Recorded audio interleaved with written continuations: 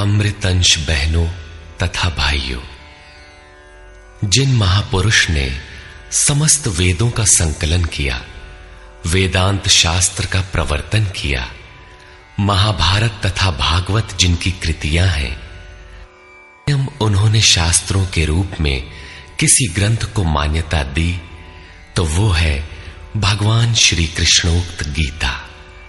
तरह तरह की पूजा पद्धतियां, परस्पर विरोधी संगठन धर्म के नाम पर प्रचलित हैं, जबकि धर्म का लक्ष्य है एक परमात्मा की शोध।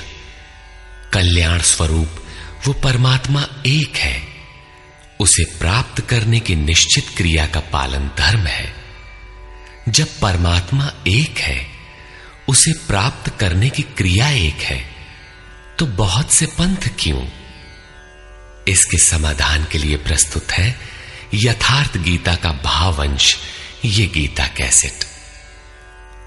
धर्म के सरल स्वरूप और उसकी प्राप्ति हेतु निर्धारित क्रिया का क्रमबद्ध तथा पूर्ण विवरण योगेश्वर श्री कृष्णोक्त गीता है।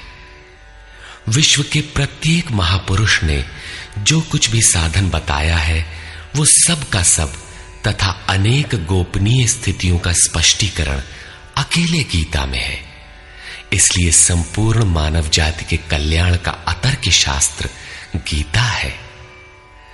महाभारत में संकेत है कि जब कौरवों और पांडवों की सेनाएं आमने सामने खड़ी हो गईं, तो संपूर्ण निशांतर कौरवों में प्रवेश कर गए और सभी देवता पांडवों में।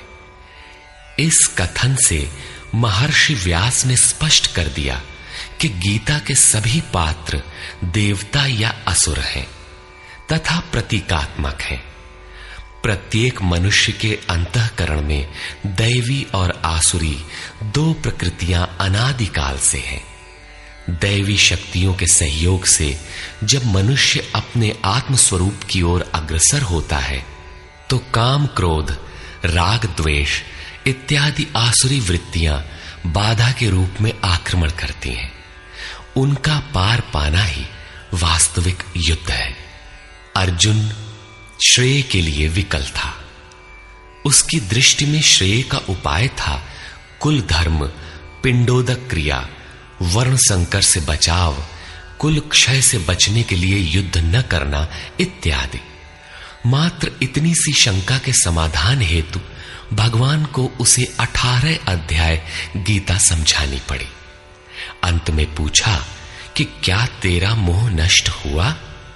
अर्जुन ने स्वीकार किया कि भगवान, मेरा मोह नष्ट हो गया और अब मैं वैसा ही करूंगा जैसा भगवान ने उपदेश दिया है। वस्तुतः ये केवल अर्जुन की शंका नहीं थी, बल्कि मानव मात्र की शंका है कि श्रेय क्या है, उसे कैसे प्राप्त करें।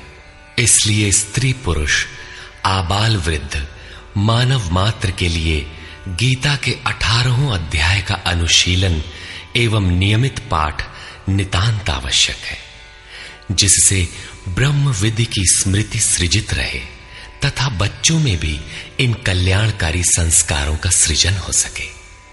इस गीता ज्ञान के बिना कोई भी मनुष्य उस ईश्वर के पथ पर नहीं चल सकता। अक्षय सुख, शाश्वत शांति, लोक में समृद्धि तथा मूल शंका समाधान हेतु इन कैसेटों का संकलन किया गया है।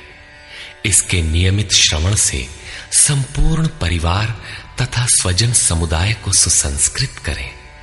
संसार में कहीं भी मनुष्य हो, उसके लिए गीता सदैव अमृत वाहिनी है।